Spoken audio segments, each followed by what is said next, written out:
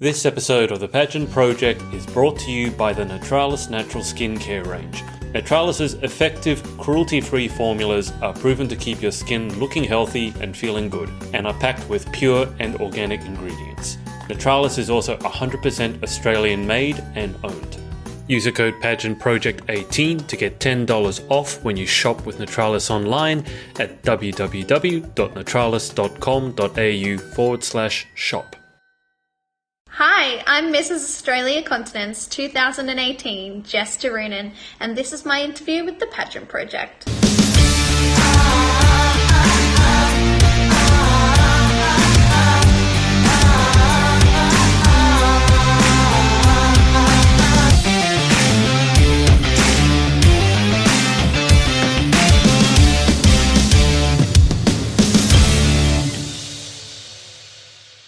Hi everyone, it is Adrian from the Pageant Project, and I'm here with my first interviewee, Mrs. Australia Continents 2018, Jess Turunen. Jess, welcome to the show.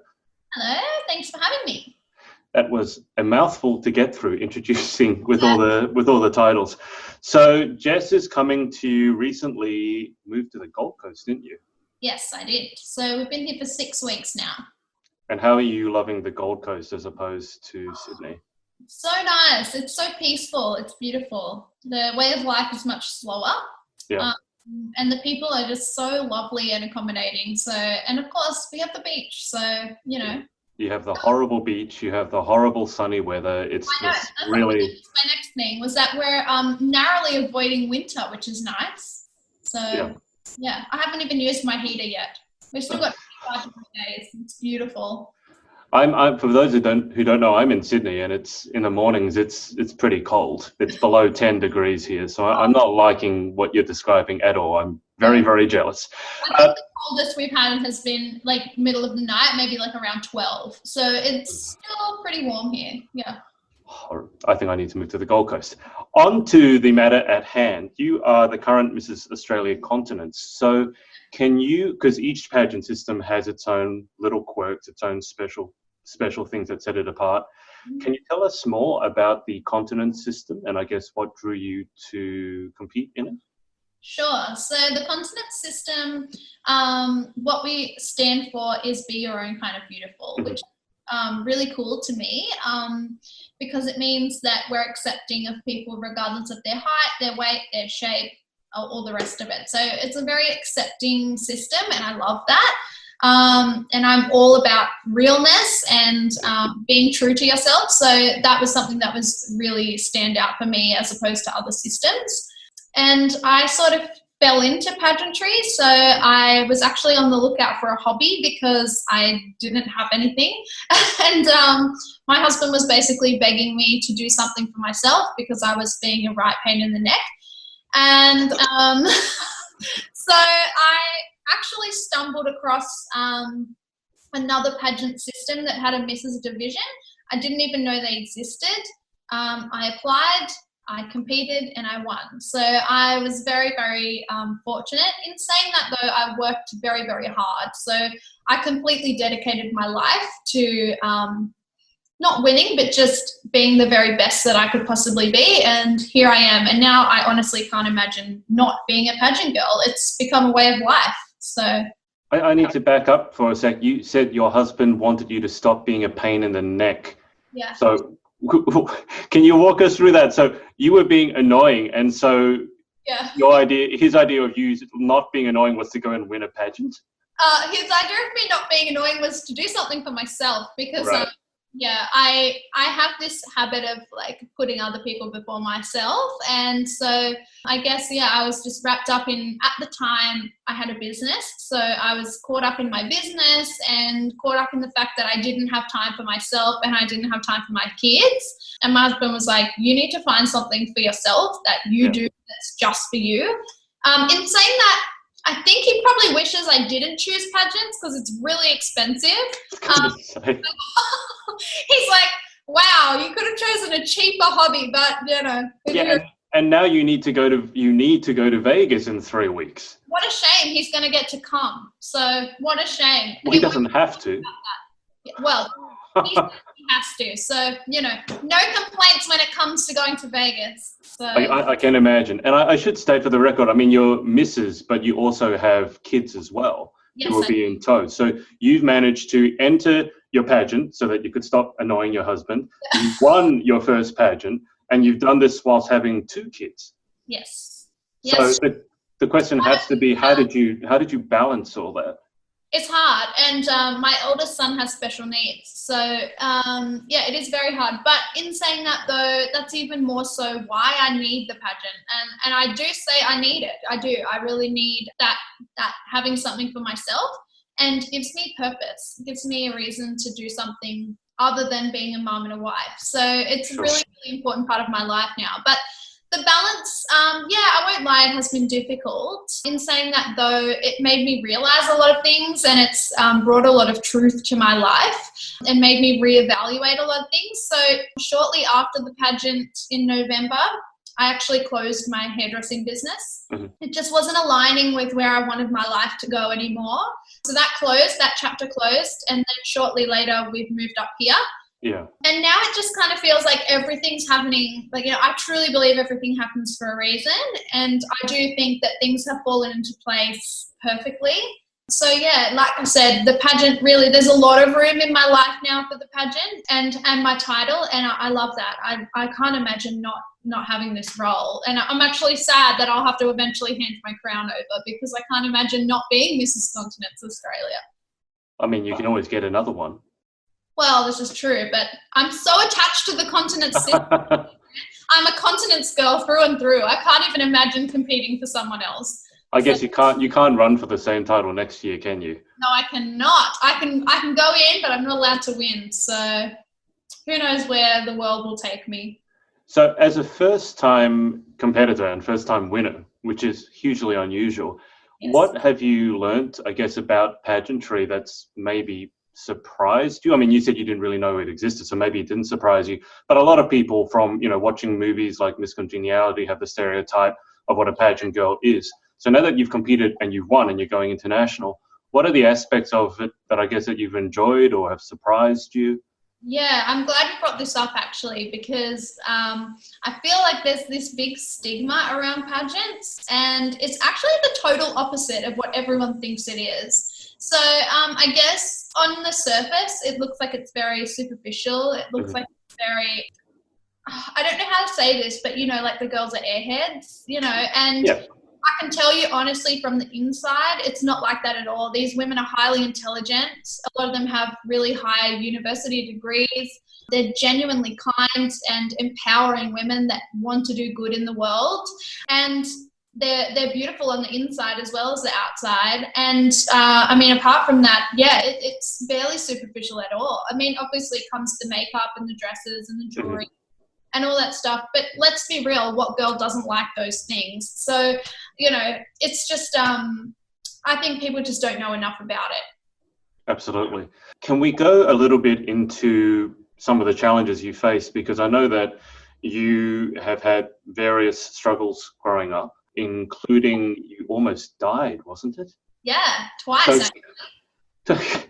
So can you tell us some of the backstory of Jess Turunen, including your 2 times almost dying? Yeah, sure. So that's probably the most exciting thing about me. My past is actually quite dark, but obviously I'm living proof that there's light in the darkness. And so the first time I nearly died was in a motorbike accident. So I was 15 at the time, and I was trail bike riding with my cousins, and I fell off, essentially, and I damaged my pancreas, my liver, and my spleen. The liver and the spleen were both okay, but I had the tail end of the pancreas removed. But so going back 2 years before that, I had actually had a spinal fusion because I had scoliosis. So I have a rod and 6 screws in my spine. And so they're trying to do MRIs to find out exactly what was wrong from the accident. And they can't see anything because the stainless steel from the rod in my spine is just shining really bright. So they couldn't see it.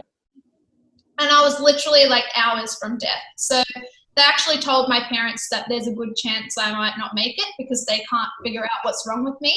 And just by chance, a doctor walking past, seen my scan and seen that my pancreas was severely damaged. And so they rushed me in for emergency surgery, and the rest is history. So yeah, it was pretty full on. And the second time I nearly died was after I had my first son. That story is a bit in depth, but basically I had a big bleed, and I had to have 2 blood transfusions because I'd lost so much blood. But yeah, I mean, I'm here to tell both stories. So I've got a pretty cool scar on my belly from the motorbike accident, but yeah, I lived to talk about it. So I'm blessed. I'm honestly blessed. I think you're the only person who would describe near-death experiences as the most exciting things about me. Well, it is. Other than that, I'm quite a boring person. I really don't have a lot going for me. That's right. I disagree with that. I mean, that must have been a hell of a fall to do such damage, although I've heard trail biking can be dangerous. Well, to be honest, there was actually nothing on the outside at all. Oh, right, so there wasn't a bleed or anything? No, nothing at all. So it was all internal. So I was driven to the hospital where they said, oh, she probably has a bit of internal bruising. You can just probably take her home, keeping in mind that at this hospital they didn't even have an ultrasound machine. So it's a very small rural hospital. And they said, but we do want to kind of get her to Dubbo. And my parents were like, well, that's 3 hours in the opposite direction to where we go. So can we go to Nepean, because I come from Sydney? Basically, they said no. And my parents had to drive me there themselves because they wouldn't supply an ambulance. And when we got there, I was literally nearly dead. So they rushed me in. They knew I had severe internal bleeding, but they didn't know where from. And that's when they got into all the testing and eventually found that, yeah, my pancreas was severed really badly. So I guess, I mean, you were young when it happened, relatively young. Did it change your outlook on life at all, going through something like that? Absolutely. So I spent about 4 months in hospital where I just literally became severely depressed. I had sort of a difficult upbringing, and I did experience depression from around 12. Mm-hmm. So this kind of just amplified everything, and it was really a dark time. And when I came out, it took a long time to sort of come good. Sure. Well, that sounds like I know it's a difficult thing to go through. So I'm assuming it's part of what drives you today. I mean, let's talk about your platform. Yes. So, and I like to think of legacy as well. So, I mean, you mentioned that you attached to your title. Yes. What is it that you're passionate about? And I guess what legacy do you hope to leave behind when eventually you do have to hand over your title? Yeah, so mental health is my platform. I'm very passionate about mental health, and I have been for a long time. As I said, it's probably in the last 6 months, 6 to 12 months is when I've really felt that I've overcome most of my struggles. So really, I suppose I've had mental health issues for 15 years. So a big portion of my life. And yeah, I just am really passionate about educating the general public, and in particular high school students, about the dangers of mental illness, about the early warning signs, how to help a friend, and how to help yourself. Because realistically, if we're not teaching kids that, they can get to very dark periods before they know what to do with themselves. So yeah, I'm an advocate, and I'm actually officially an ambassador and presenter for a charity up here on the Gold Coast called Livin'. And we work towards mental health education and suicide prevention. I was going to ask you about Livin'. So Livin' is based on the Gold Coast, and you just moved up there. So can you tell us more about what Livin' does? I mean, you just briefly mentioned it there, but can you give us a few more details about it? So with Livin', we go into, as I said, predominantly high schools, but also now we've started working with sports and community groups. And it's really just talking about, opening that door and removing the stigma from mental health, because there is still a stigma. People are still afraid to talk about it. And it's really just, bringing to light that it's okay to not be okay. Like, so many of us suffer from these things, and you're not abnormal. In fact, you're probably more normal. Everybody experiences some bout of mental illness at some point in their lives. It's just whether it's affecting you on a day-to-day basis. So we're educating the kids on what the difference is between feeling sad and being depressed. Yeah.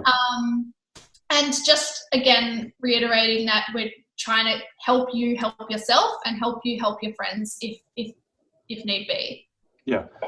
Just with mental health and pageantry, I've spoken to, I know you know Brooke Murray, for example, you're very good friends, I am and good friends with Brooke. She's amazing. she absolutely is. And I've heard this on more than one occasion that most people wouldn't think that pageantry and recovering from a mental illness go hand in hand. But Yes. for a lot of them, entering a pageant has been a way of healing or recovering. Did you find that to be the case at all? Absolutely. And it's not ironic that the last 6 months for me have been a huge period of overcoming, and I also won my title just under 6 months ago. So that's not ironic whatsoever. On stage, obviously, we're facing self-confidence head on, but we're also behind the scenes. We're doing a lot of self-development work, a lot. So we're going over interview questions. We're talking about ourselves. We're finding a cause that we're really passionate about and actually getting out into the community and being a point of difference. So it's really humbling to be a part of the pageant community, because these women, not just with mental health, but they may overcome mental health issues by talking about other causes that they're passionate about. It's not just that, but like we're just generally really trying to do good things. And in turn, they say, the best way to help yourself is to help other people. I truly believe that. I've found so much in myself by helping other people. Absolutely. Yeah. So at this stage, you've got, I guess you're about halfway through your reign, I guess now, aren't you? Don't remind me, I'm not ready. I'm not ready to be halfway through. But I'm hoping that in 3 weeks' time, when I come back from Vegas, I'll be at the beginning of a new reign. So you'll have another crown, another sash, another crown. But so what, I guess bringing it back to the legacy question, what would you hope to have achieved by the end of your reign, or what would you like to be remembered for? So I've got a few things. Obviously, I want to continue my work with Live-In. That's just so important to me. It's like ingrained in my soul. It's my sole purpose in life to help people realize that there's so much more than their mental illness. So, I'm really passionate about keeping that going, and if anything, with more force and on a wider scale. So, that's definitely up there. The other thing would be obviously promoting the system. Obviously, as for me, I have felt like a bit of a fish out of water. I don't know a lot about pageants, and I am brand new to this, but it's also nice to be the black sheep of the pageant world.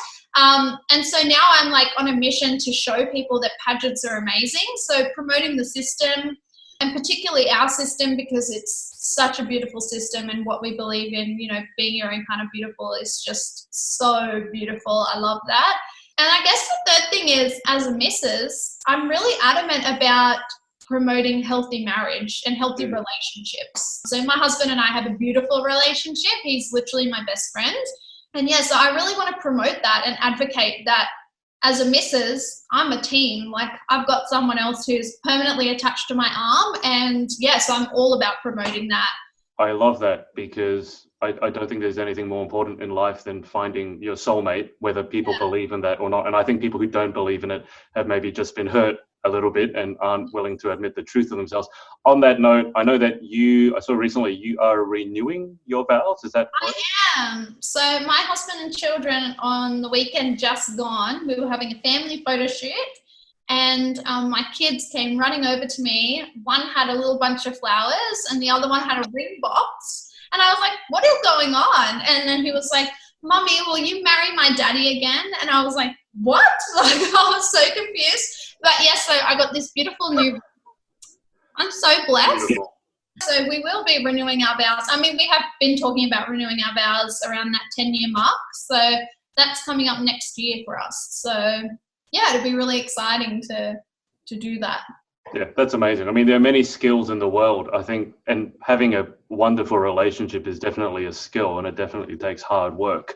So I love the fact that you put that out there, because I have seen some other pageant queens drag boyfriends and husbands along, and you can say, they can say they're a team, but they're really not. So no, my husband is there with bells on, so he's actually dying to meet our international director. And he's been talking about setting up his own pageant Instagram so he can promote me and do appearances. Like, he wants to get himself a crown and a sash so he can come to appearances. I'm like, I think you're trying to like live off the back of me, mate. I'm like, this is my time to shine. And this is all after you were being a pain in his neck. So now he wants to jump on the bandwagon. Well, I mean, there are male pageants, aren't there? Maybe it was him that wanted to get into pageants after all. It was just, he just needed that little push, you know? Yeah, well, I think the crown and sash look better on you, Jess. But you know, whatever. We'll let him run with that. we won't steal his dreams. That's right. So, Jess, for people who want to follow your journey, can you give us your social media and website details, and I'll put them below. Yes, so my website is www.jessturunen.com, and is it .com.au? .com.au. I've got it, because I've got it right here. So thank you. JessTurunen.com.au. She's an Aussie. Yes, I am an Aussie. And you can find me on Facebook as Jess Turunen, and on Instagram as Mrs. Australia Continents _2018. Perfect. And I'll put that all below. We're going to move to the close. And have you seen any of my previous interviews? I'm not going to make you feel guilty if you haven't, but have you seen any of the last 10 questions? I have seen some, yeah. I've seen one that you did with Gemma. Oh, well then I'm going to ask you exactly the same questions. Sure. So the answers should be easy, right? You can just copy hers. Gemma being your sister, your Miss Sister. She's my sister queen, yes. Sister queen. Okay, first question. What is your favourite word? My favourite word? That's hard. I don't know. If you ask my kids, it's probably no. But my favourite word... But my favourite word that I say a lot is probably awesome. I say awesome all the time. Okay, I like that. No. What's your least favourite word? Oh, my least favourite word. I feel like it's really common, but it's probably moist. Oh. I hate that word. Why does everyone give that answer? I swear it's about 75% or 80% of the people I interview give moist as an answer. I feel like it's a horrible. I just hate even thinking about it. It's a horrible word. Well, Brooke said the same thing. Her answer is moist. Great minds think alike. I have enough answers of moist that I turned it into a whole video by itself. So just, you're in good company. Let's stop using that word. Okay, question the third. In life, what turns you on? Well, I don't know, but self-development, 100%, hands down, self-development. If I'm ever reading a book, I was actually saying to my girlfriend last night, who I'm coaching, I said to her, she said, let's start a book club. And I was like, yeah, but it's not going to work for me because I only read self-development. I'm obsessed. So yeah, that's what turns me on in life, self-development. What turns you off? Ego, big ego. I hate that. I can't stand it. Good answer. What sound or noise do you love? My kids' laughter is obviously right up there. But I actually cannot sleep anymore without solfeggio sounding in the background. So have you ever listened to solfeggio? What's that? Okay, so I'm a hippie, like massive hippie. I love self-development and crystals and incense, essential oils, bring it on, it's my flavor. But so solfeggio is a kind of music or sound, and it's at a frequency. So you can use it for studying, you can use it for sleeping, meditating. There's all these different ones, and they all vibrate or use different frequencies to tap into different parts of your subconscious mind. I know you're a life coach, and so am I. So that's like on my wavelength, like the unconscious mind is my thing. I just love it. So yeah, solfeggio, you have to look it up. It's great. I don't even know how to spell that. When you first said it, I thought it sounded like some sort of Italian opera. No, it's this frequency. So it's SOLFEGGIO, solfeggio. Okay. I'll definitely look it up. It does sound like an Italian dessert, but yeah. And there's heaps of it on Spotify. I just love it. I play it all night while I'm sleeping. I use it for studying. I use it for increasing brain activity. It's amazing. That's intriguing. I'll definitely look that up. Okay. That's a favorite sound. What sound or noise do you hate? I really hate the sound of like a dog barking heaps far away. I really hate that. So I'm the neighbor that hangs out the window and is like, shut your dog up, because I hate it. Okay, I completely understand that one, because if I'm ever trying to record anything, there's always a dog barking. Always, right? It's always when you're trying to do something or talk to someone really important and it's just like in there in your mind and you're like, please stop, I can't focus. Well, right before I jumped on the line with you, they were chopping down a tree outside. So nice. It's just the way that the world works. Okay, what superpower, if you could have any superpower, what would it be? So I've answered this before for you, but I would take photos with my eyes.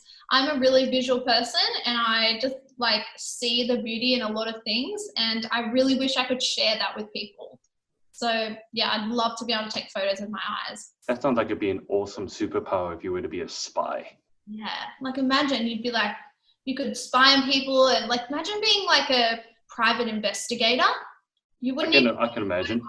Because you could just be like a normal person, like you could fully be a mole and you could just be out hanging out and like wink wink taking pictures of it. See, I think this is something that your husband could get in on more easily. Like you two could go to some sort of and spy as a couple rather than him wearing a crown and sash. Literally. I think that's much more doable.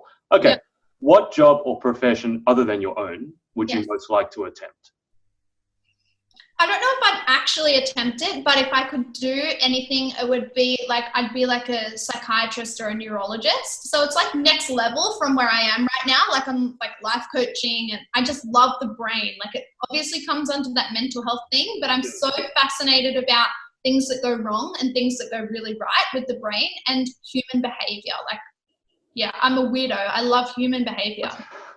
I don't think that's a weirdo. I think that's probably why you're interested in life coaching as well, because it's very, very similar. What job or profession other than your own would you definitely not like to attempt? I wouldn't like to be like the poo truck man. You know, like the poo truck, and they go and like suck out the sewer, like. Oh, okay. Don't think I've ever heard it described as a poo truck. That's like something out of a children's book. The poo truck man. Here comes the poo truck man. Exactly. My kids spot the poo truck a mile away. They're like, oh, there's the poo truck. And you can always smell it coming. Like, I always think, imagine that poor man's wife. Like, she's got to wash his clothes. Ugh. Imagine the smell of him when he comes in from work. Yeah. I don't want to. I would not want to be that man. I would not want to be his wife. Fair enough. Okay, final question. If heaven exists, what would you like to hear God say when you arrive at the pearly gates? Welcome, Mrs. Australia Continents. No, actually, welcome, Mrs. Continents. That would be what I'd like to hear. Well, I hope he's not going to be telling you that soon. Oh, I hope not. No, I think I've still got plenty of time, I hope, left on this world. I've got lots of things I want to achieve, so I hope so. I want to thank Jess for her time. It's been great catching up. And best of luck in Vegas. I know it's going to be a hard time having to go over there and enjoy yourself. Oh, I know. What a shame. Like warm weather, 40 degrees, hanging out by the pool, doing my thing. Yeah, hard work. Your poor husband. I know. Meanwhile, he'll be in the casino like he does, you know. I think it'll be a good time for him to start his pageant. I was going to say, it sounds like it'll be a really hard time for him too. So, you know. Absolutely. Well, best of luck. And I want to thank everyone for watching and speak to you soon. Hey, it's Adrian. If you'd like some pageant coaching to help you win that title, or you'd like to keep up to date with our interviews, check us out at thepageantproject.com. Speak to you soon.